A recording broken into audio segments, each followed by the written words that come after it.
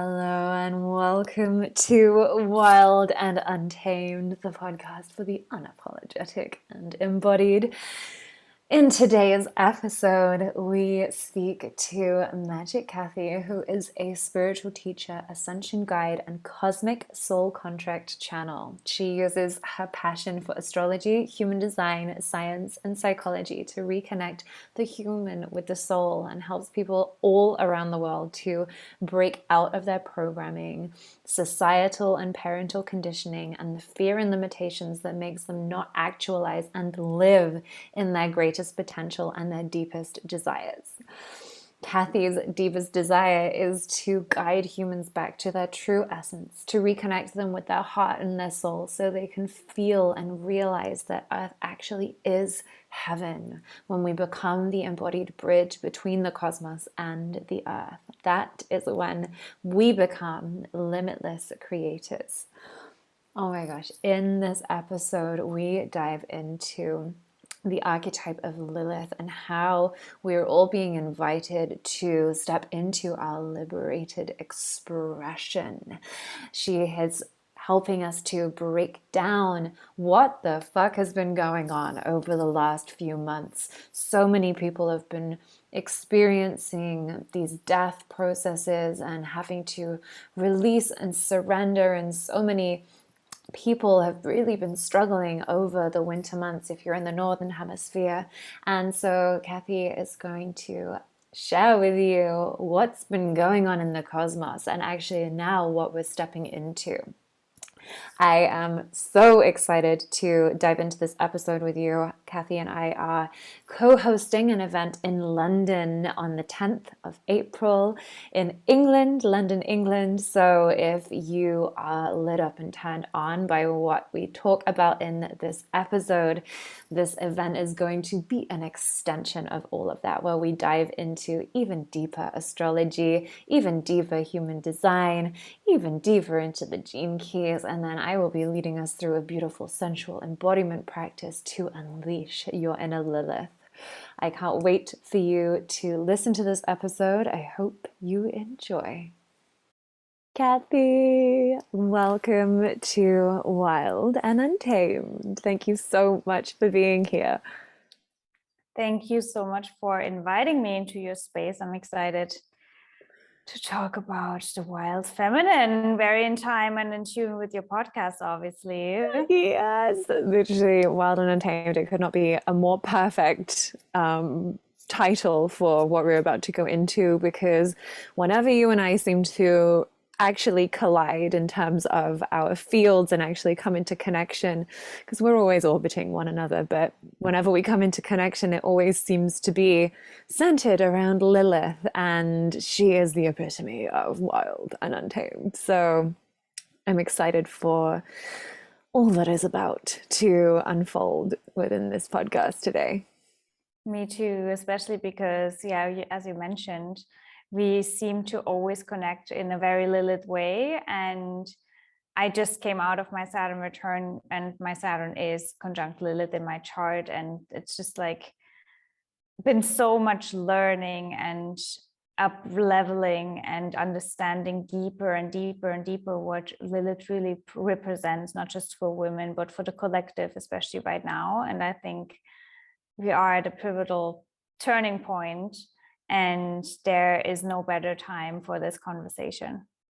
Yeah, and I know that we touched upon it when we were checking in earlier, but to your point, this is what it feels like, a turning point in the collective. And I'm going to invite you to share a little bit about the depths of what we've personally been moving through, and also how that is reflective of the collective, not just, I know that my marking point is really the eclipse season, like October, November of 2021, things really started to amp up, but specifically over the last couple of years, that it really feels like we're at this turning point. And I would love to invite you to just share about why and what has been so intense, specifically from around that eclipse season, because I've witnessed so many light workers and so many soul-centered entrepreneurs, spiritual people, tantrikas, like people in my field coming out now and hands up saying like, I was in the depths of fucking hell. Like over the winter, I was in the depths of hell. And I know that you and I both relate to that as well, whether it be from the eclipse season or more so concentrated over the last few weeks. So can you just expand on the astrology of what the fuck has been going on? That's definitely a question I've been asking myself a lot, even though I know the astrology. But it's been a fucking ride, and I agree with you. It really was the time period from December, where we had the last eclipse, early December, until now. I mean, still now. I just literally a few days ago crumbled out of my own dark shell and was like, okay, I need to be out there again. I can't live like this. This is not life. Like I felt dead, like literally dead, because of all the things that happened, and I didn't know how to recover, because after I recovered from one thing, then the next thing came, the next thing and the next thing. And for me, it was a very physical experience too, and a very divine feminine thing too, or feminine thing too, where we can talk more in depth about it. I haven't really shared it anywhere, but it really threatened my survival, my safety, and everything as a woman on this planet. And I was just like, okay, I have to experience that, I guess, because I do the service that I do. And what we've been really feeling into or going through is not just the eclipses of December until now. It's really also the connection, which brings us back to Lilith, between Venus and Lilith. So the whole archetype of feminine energy, trusting, surrendering, flowing, right? Creativity, breaking out of the structures, because we had 3 Venus-Pluto conjunctions in Capricorn, and I will explain why that is so significant in a minute, over the winter, and Venus retrograding, which basically means that each and every single soul on this planet had to have 3 deaths and rebirths to the feminine inside. So basically, yeah, it's this breaking away out of this sweet, lovey-dovey woman, right? Like the good girl, so to speak, and allowing us to really face all of our shadows as well, without judging ourselves. And I think especially for light workers, that has been a hard lesson, because we thought we had already worked through so many shadow aspects and whatever, and we are like it's almost like we had to break out of our spiritual ego now. The ego, we've erased that, and now it was the spiritual ego, which can sometimes be also very confronting, which also means that we might have attachment to our quote unquote role as a spiritual teacher or as a spiritual person or as a role model, right? Can we also allow ourselves to be human, to also be in the mud and not know how to get out of there? And on top of that, obviously on a collective level, that Capricorn area has been hit hard since 2 years now, January 2020, when we had a Saturn-Pluto conjunction in Capricorn, which was the starting point of us collectively renovating essentially the structures on this planet. And that is now very much also the theme with, again, Venus, creative aspect, right? Creative energy. How do we recreate those structures that have been crumbling? And where did we still have attachment to old structures, to old securities, to old whatever patterns that we need to also let go in order to build that new foundation? I said it to Lara before. It's like the universe literally throwing in our faces where we still have old baggage that is weighing us down from flying. And that's really what has been going on. And a lot of that has to do with us allowing the divine to flow through us in a very creative way. So not having attachment to even what we create, to who we are as a spiritual person. You mentioned that your business has been like really much, I don't know, flipped on its head, literally crumbled down. And everything that I had built and everything that I thought that I was going into, it literally, and what was interesting, just to touch upon that, is that for me, everything in my business it kind of withered up. And it was because I wasn't owning and claiming my full gifts, right? I was, yeah, okay, teaching sacred sexuality and self-love and embodiment is on the surface level generally pretty accepted. So with the sexuality piece, it was kind of, you know, a little bit taboo, but still like if you look around society, there's sex everywhere. So it was still like a safe space. But what I wasn't owning was my gifts with the womb and my gifts in the womb space. And so it was like, if you don't fucking own this, if you don't claim this as part of your service, if you don't start helping people with the womb space, you're not going to survive. Like, it was really this crippling lesson of you have to show up as all of you, not in a week, not in a month, not in a year, now. We need 100%. Yeah. And that I feel like is such big Lilith energy, like full expression. You're not allowed to hide anymore from aspects or elements of who you are. You have to, especially if you're leading in a spiritual, if you're in a leadership role within spiritual realms, it's imperative that you own and you show up as all of you, because all of you is the permission slip for others to claim all of them. And the more people that there are claiming the fullness of their soul, that's how we get to shift and to quantum leap in terms of jumping to this new timeline that we're desperately trying to get onto. Yes. I love that. Yes. And, you know, again, it has been a similar experience for me. I mean, I think partially it's also for us on a very personal level. It was sad rising. So the eclipses were literally on our ascendants, which means that the next 6 months after December for us were all about how do you show up in the world? How do you present yourself? And it's funny because I know we had a conversation, I think it was in your membership, where I said, like, you know, it could even mean that we change the way we look. And I said that to you, and now look at me changing my hair color in a very Lilith way. I'm like, I need a revamp. I need to have more fire in my life. I need, you know, like to step away from this blonde good girl. Like, no, it's red now. But anyways, what I wanted to say to that is also for me, it's like the universe really reshuffling the cards for a lot of light workers and spiritual leaders in a way where it's also, we have to be flexible with what is required and needed in the collective. So the universe assigns a new role maybe to us, you know? So if we have attachment to the way we serve even, then we will be in pain. We just have to become a vessel and not identify or, you know, overly attached to a specific way of serving. Yeah. And that's what I also see for the future moving forward. But if you feel like I'm only powerful if I work with this or with this or with this, then you're just not, you know, that's just, again, spiritual ego. Yeah. And I think that's why it can be also really painful and confusing for a lot of people right now.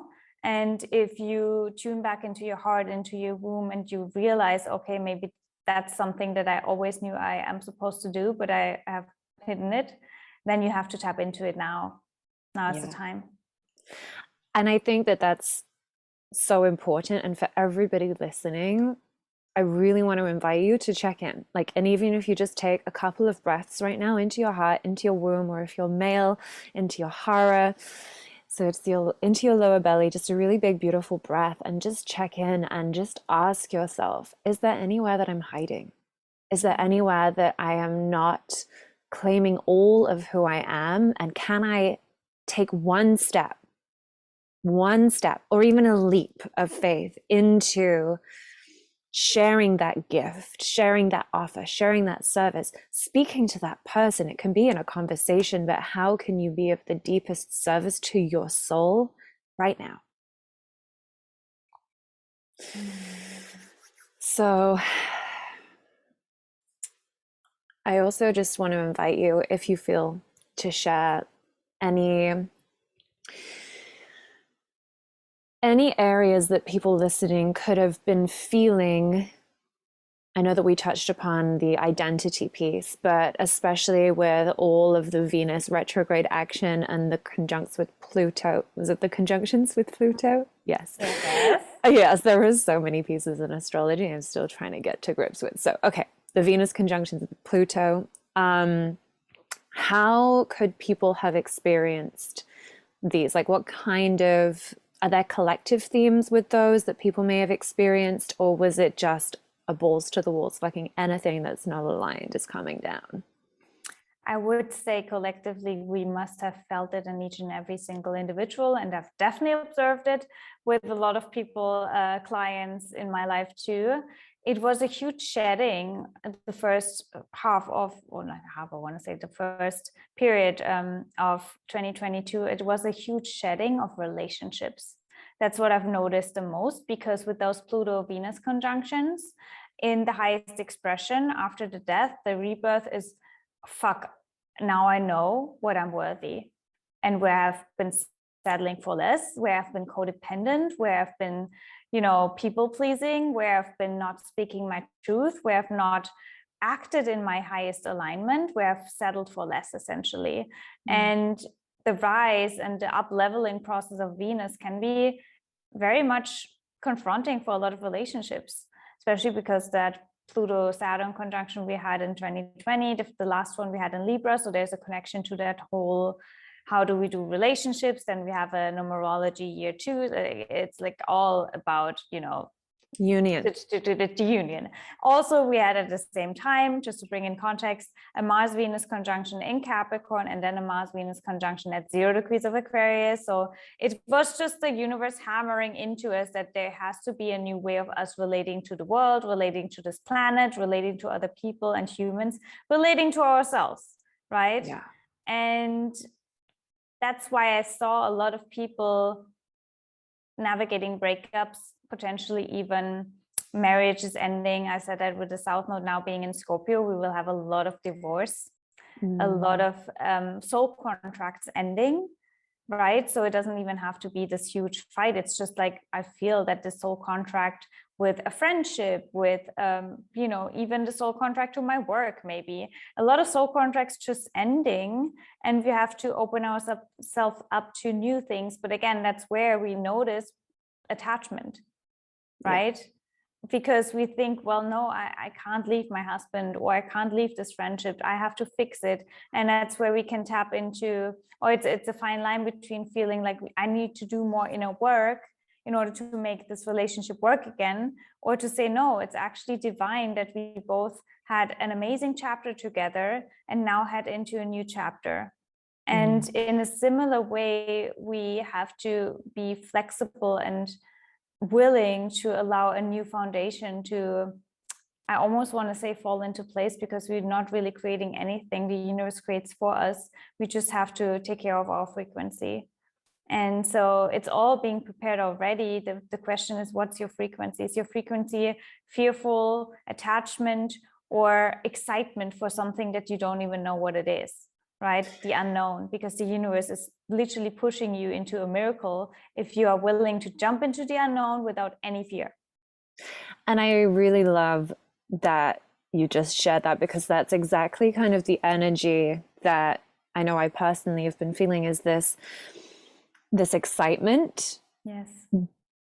And also witnessing everything kind of fall apart at the same time. And so it really feels like this invitation into deeper sovereignty with our energy and with our frequency.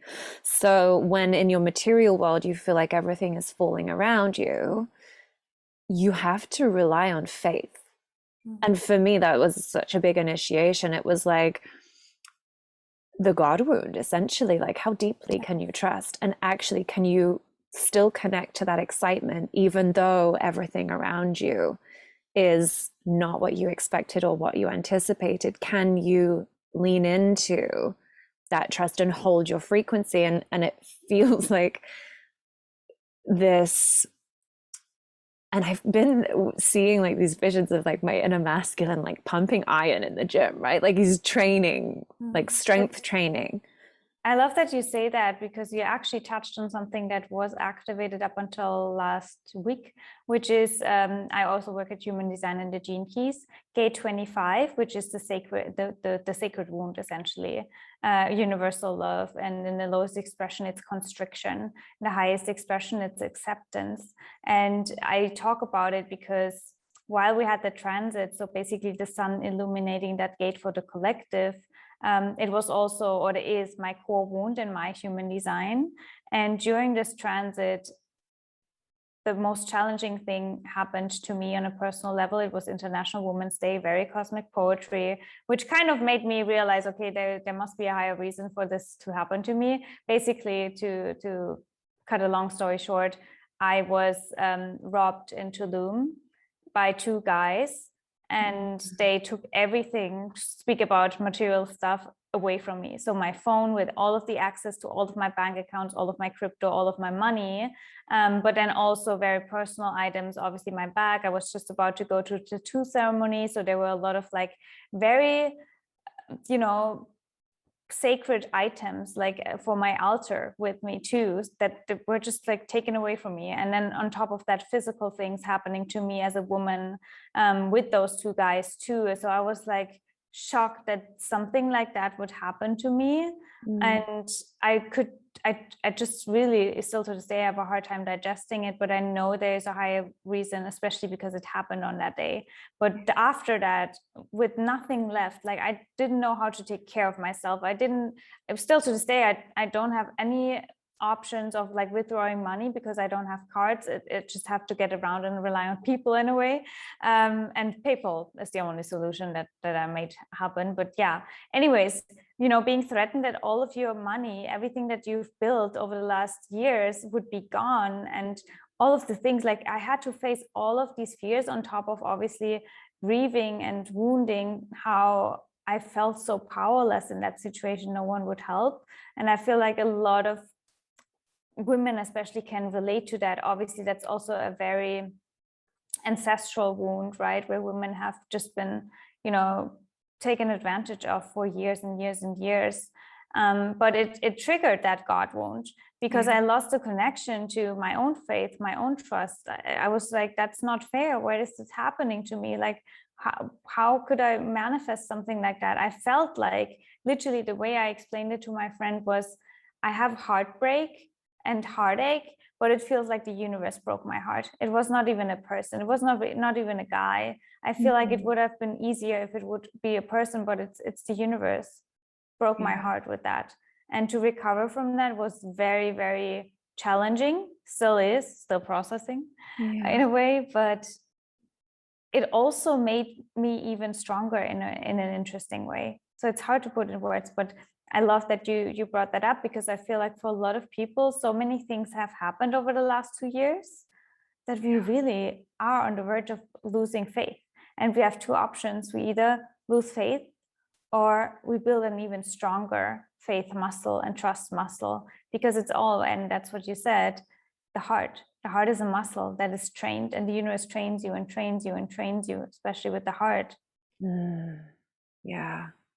And I just want to reflect back to you that the courage and the bravery and the strength to choose faith when you experienced something like that in the physical, to then choose again faith when you're in that, like you said, that heartbreak between the universe breaking your heart. Like, why did I have to go through that? You know, like, why would, and then also the piece as well, blaming yourself, like, what did I do? You know, like, did I manifest this? Is there something within me? And again, that's the dichotomy of like the spiritual healing. How much do we take upon ourselves? And I feel like I really love that you brought that up, because a lot of the time, I actually had a friend say something similar to me earlier on today. Like, did I manifest this? Like, I can't believe I brought somebody like this into my field. And it's so difficult to touch upon, because ultimately it's not something that you chose, right? And also on a soul level, was it something that needed to happen to cultivate the strength to go to the next level? It's And like, I think it's I know I created this, I know I manifested this, but or we choose this in order to have another choice, right? Because in that situation, again, I'm left with choices. I can make it, the turning point of I'm a victim and I lose faith, or I can make it a turning point of rising even stronger. Yeah. Because I've survived this, and probably also because of my power and frequency, it could have been worse, but it wasn't. So also remaining grateful in a weird way for how it happened and how I've been protected still. Yeah. And I feel like that right there is such an important piece, especially moving forward, in terms of how we navigate these situations. Like before we hopped on, you'd said to me that it felt like you were already on your knees, already on the floor, and you were just being pummeled again and again and again. And that resonates so deeply. And it actually brings me back to what I was just saying, and what you said earlier. That's something I felt in that situation. And I think it's a good, I guess, cue for everyone who goes through deep shit and the universe hits you again with something else, right? It's actually triggering that divine masculine in you to protect that divine feminine in you, right? And that's also this like, okay, I don't need men or anyone else to protect me. I also have a divine masculine in me that can hold me in that situation, that can allow my feminine to grieve while also holding me at the same time, because we are so powerful that we can multitask on a frequency level, and we have both energies inside of us to support us. So it's also an activation. We can see every single, the universe beating us with another thing as an activation to rise even stronger in our power, and to see it as the universe offering us another training in our ability to hold ourselves. And oh my gosh, I love where this is going. But exactly what you just said, the vision that I'd had with the inner masculine pumping iron, right? Yes. And I've also been getting this visual of like the army of the 300 in their red capes emerging from the ocean. And the ocean to me is the wild feminine. And it's the womb of the earth. And the womb. And so in my work, I'm seeing a lot of women experiencing either physical pregnancies or pregnancy symptoms or birthing symptoms. And it really feels like this rebirthing of consciousness, but not just that. It feels like we're rebirthing the masculine consciousness. We've had this like wild feminine, this divine feminine, the rise of the feminine for a really long time. And now, to your point, I really feel like we're having to cultivate an equally strong inner masculine to be able to hold this ever expanding and rapidly expanding feminine, right? Because she's constantly expanding. It's this infinite expansion. So our inner masculine is having to really pump some iron to hold her within ourselves. Absolutely. It's so interesting that you also bring that up, because ever since that happened, I've been really called to connect to my womb more, even more than I did before. And I've been wearing my rose quartz yoni egg for 3 nights in a row, and every single morning I'm bleeding, but not bleeding in a period way, but there's just like, it feels there's something being activated. And I never expected that from rose quartz, if I wear my obsidian egg or whatever. But yeah, so I don't know, there's definitely something happening, a rebirth. I can feel that, like a shedding of layers and of even karma and ancestral patterns and frequencies in the womb that we carry, and maybe even an activation of gifts, not even maybe, I know it is happening. So the womb is the portal. The womb is the portal, really. And I'm seeing so many more women being called into connecting to their wombs. Again, whether it's through this obscure like symptoms, and that was one of the pieces for me, was health stuff and this obscure birthing of an energy, which was essentially like birth symptoms. I was moving through a physical birth symptom, but without being pregnant, without having a baby. And then it led into, okay, there's nothing physically wrong with your womb space, like everything's all good. So it may be a tumor in your pituitary gland.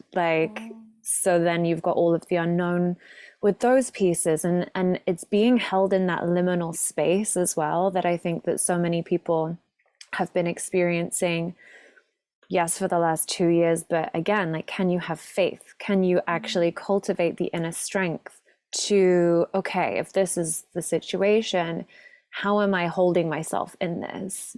How am I navigating? How am I going to support myself through whatever this is? And for me, that looked like, okay, worst case scenario, if it's cancerous, what am I going to do? Right, I'm going to go to the jungle. I'm going to go and see all of the shamans. I'm going to eat purely like organic have a food. session with me. I'm going to erase that out of your field for sure. I've had like, especially heart and not heart, breast cancer. It's very related to the heart, but then also anything with the womb. It's everywhere where you have not stepped into your full feminine expression. Yeah. So that would be your main work to do. And that's exactly what it was. And it was listening to the whispers of the body. Again, as soon as I experienced something just a little bit off, I followed the chain.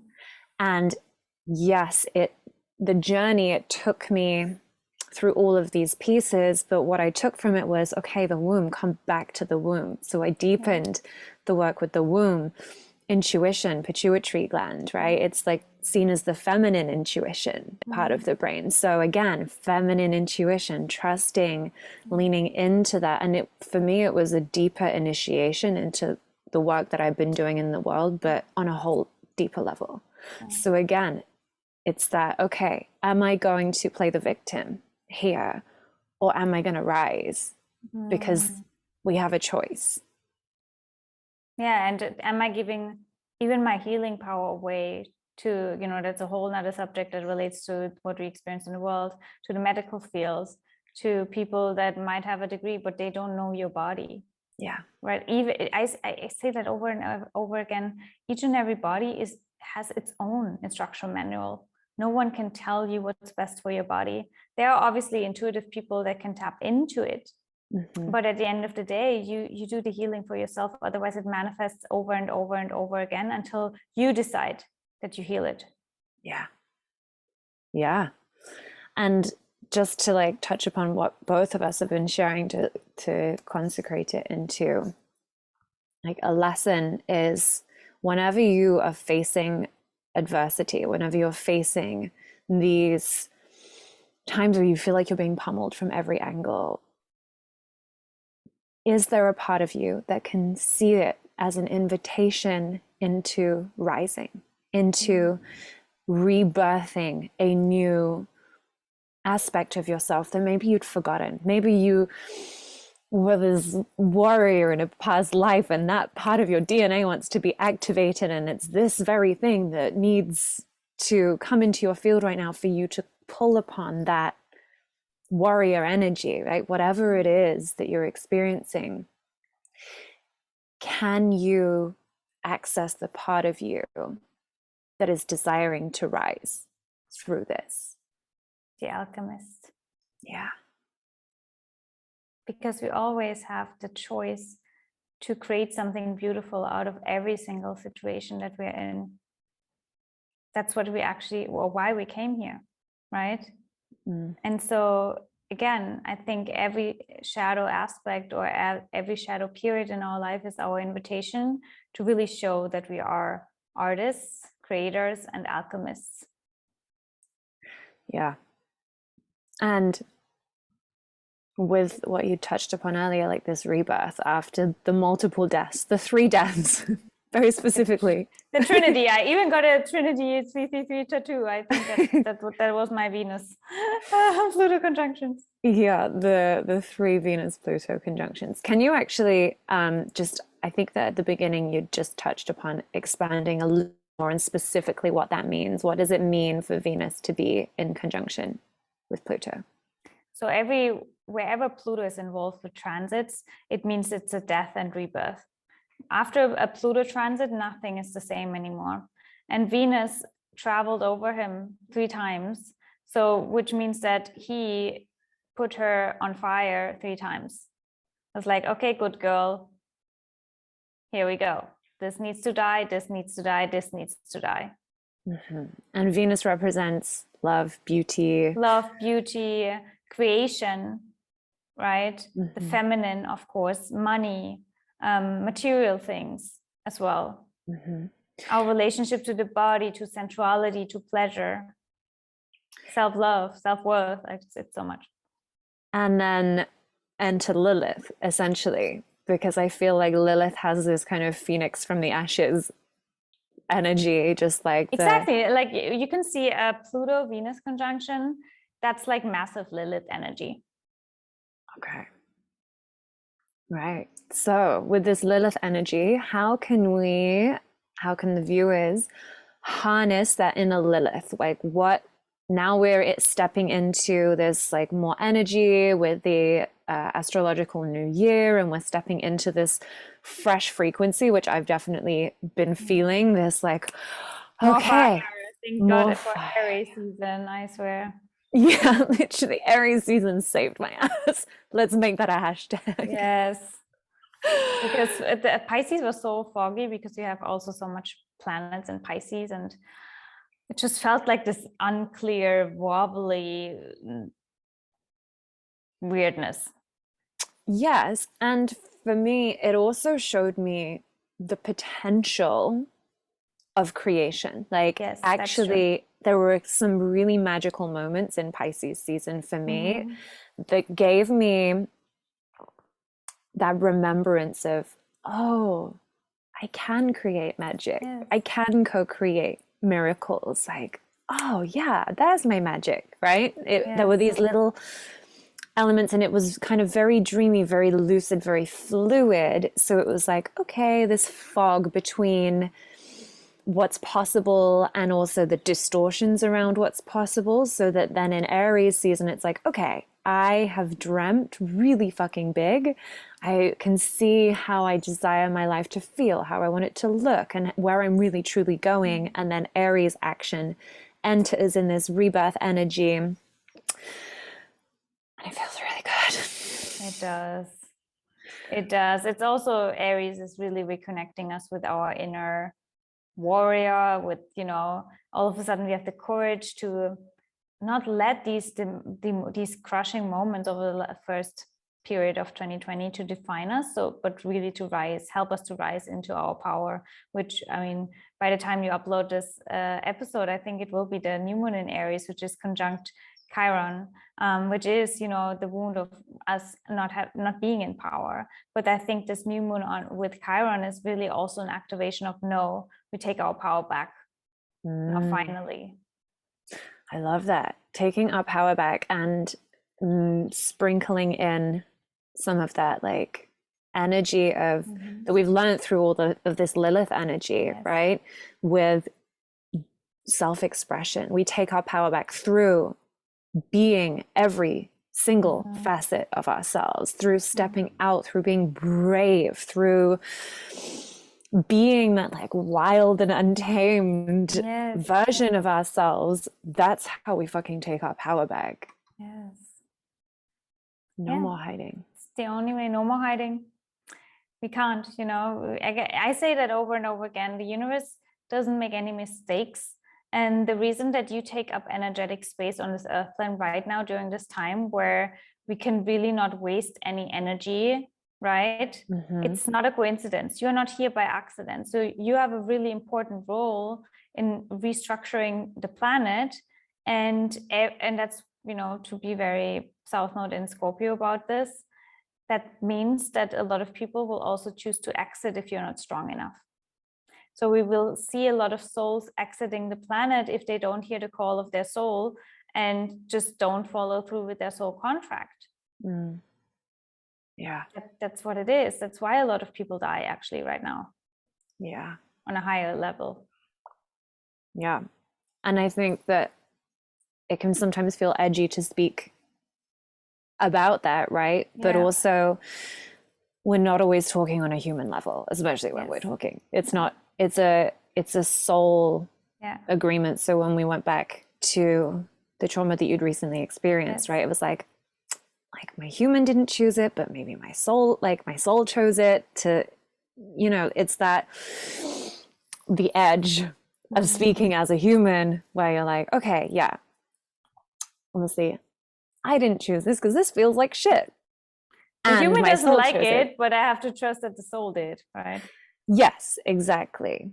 That on some level, like our soul chose the day and the time that we entered this earth. Our soul chose every single piece of what we've experienced, and our highest self is always there for us to tap into, to tune into, so that we have that direct connection to source, to God, to whatever you want to call it, universe.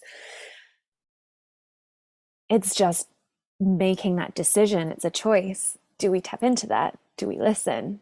Or do we actually allow the stories that we create around our own suffering, i.e. the victim, i.e. like being like feeling so stuck that we don't know how to get out, and actually can we in those moments tune in and connect to the higher purpose, the higher truth, and actually then we get the steps out.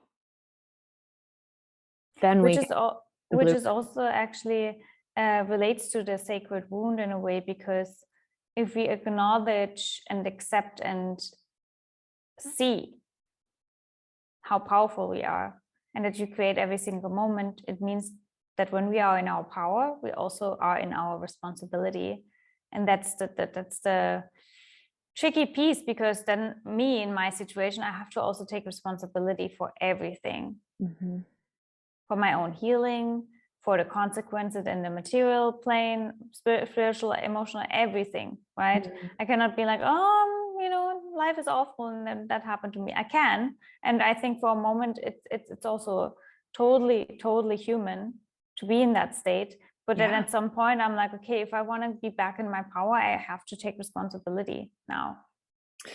Yes, and I really love that you just touched upon that, because it is important that we move through the human expression of whatever grief, whatever sadness, whatever pain we're going through, so that it can transcend the physical, right? So in this, I just want to reiterate to everybody listening, this doesn't mean spiritually bypassing any pain that you're in, right? Just really drilling that home. Yeah, feel it. Yeah, play the victim. But fucking, if you're going to play the victim, go all in and like have a full tantrum and throw yourself dramatically on your bed and like really feel it, because that is actually the power of our human bodies and the alchemy that actually clears the density from our body of these lower vibration emotions and stories that we try to create, and actually then frees up more space and afterwards in the physical. So fucking incredible. Yeah, and this is another piece as well, like, and I get it with clients a lot. They're like, I'm scared that if I go there that I'm never going to come back. I'm scared that if I express my rage, I'm never coming back. That's how I felt. I was in full victim mode. I was in full like grieving, sadness. The universe is an asshole. I never want to do astrology. Like, what's even the point of me being here if I'm not, connected to my gift anymore? And it felt like I would never get out of there. Yeah. But then when you give yourself these like designated periods to really go all in, and I'm not joking when I say literally have a tantrum, throw yourself on the floor, like pound the floor and like ask God what the fuck, right? Yeah. Have those moments, and when you fully meet the emotions in those moments, it does alchemize. And there have been some times where I've been processing like disgust or like processing sexual trauma or like grief, and I've ended up doing cartwheels or dancing or just like giggling incessantly, because it does transform and transmute, because that, to your point earlier, we are the alchemists, and we do have that capacity. And we came to this earth, in my opinion, to feel all of the things, all of the duality, all of the polarity, like that capacity to feel your way through every element of that process is your key to your power. Yeah. Because you realize, hey, okay, if I can move through that, then I can move through this next thing. And if I can move through those things, then I can move through this next thing. And then it begins to compound in the opposite way, rather than spiraling into this downward desperation victim space. Yes, because I mean, it's probably the biggest prison, to be afraid of your own emotions. Oh, yeah. Not even your external things. It's like, oh, fuck, I'm so afraid that I feel. Because you cannot run away from that at all. You cannot protect yourself from feeling either. I mean, yes, you can suppress everything, but that just manifests in even worse things. So there's no escape from feeling. Yeah. It's literally why we came. Yeah. Like, it's literally part of the human experience. And yeah, I just love that. I remember hearing, I think it was Aubrey Marcus actually say, bliss is any feeling fully felt. Right? And I love that. Bliss is any feeling fully felt. I love that. So we can reach these states of bliss if we're willing to feel all of the feelings, and we're willing to step into that expression and reclaim our power through that authentic expression. Absolutely. That was a juicy one. Oh, yeah. Are there any final pieces, words of wisdom, little tidbits that you would like to leave our listeners with today? I would invite everyone to reflect on the themes and patterns that the universe is right now showing you. Because following those and following where you would love to shrink right now and hide, or someone else to take over and to do it for you, that's where your true power lies. Oh, I just got chills. Yeah. Yes. Anything that you're looking to outsource, that's where your power lies. Yes. Wow. Anywhere where you would love someone else to give you the answer or to do it for you, that's the work you have to do right now. And it will set you free. It will liberate you. Oh my gosh, I just got chills again. Oh, thank you so much for all of your wisdom, all of your knowledge. Thank you for sharing your vulnerable heart and your experience with us to serve anybody else who is moving through difficulties or feeling like they're being pummeled from every angle right now. Please, please, please know that you are not alone. Not at all. And please reach out if you feel like you need support, because we are all in this together. We literally are rising together. We can't do this one by one. We have to really come together right now. Absolutely. Yeah. Thank you so much. Where can people find you? Thank you so much. And you can find me on Instagram, Magic Kathi Official with underscores. I have a podcast, a Magic Kathi show, YouTube, Magic Kathi. So everywhere it's Magic Kathi. And you can also Kathi find with me, a K. Kathi with a K, in London very soon with Lara. But I'm pretty sure she will speak about that more.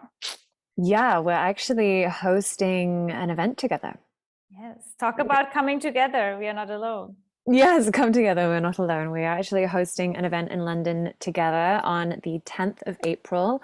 It is a women's circle. So if you feel like you're desiring to tap into some of this Lilith energy and really be witnessed in this juicy frequency, surrounded by sisters with cacao and some rose medicine, that's what we're going to be doing. So please do reach out if that feels really yummy to you. We have a limited space, so make sure that you get in touch if that is lighting you up from the inside out. And all of the links to Kathy's website, any offerings that she has, her social handles, is all going to be in the show notes. So you can be sure to stay in contact with all of her magic. She does incredible posts up to date on her Instagram, sharing about the current energies and the frequencies and what we're all moving through, which has honestly been a lifesaver, Yeah. and a godsend for me, because it makes me realize, oh, okay, I'm not crazy. Cool. Kathy's on it. We're all in this together. That's what's going on. All right. Yeah, I know. It's even for me, it's like such medicine, I swear. Yeah. Yeah. Okay, amazing. Thank you so much for being here. And we will see you next time. This has been Wild and Untamed. I am your host, Clara Rayburn, sending you so much love.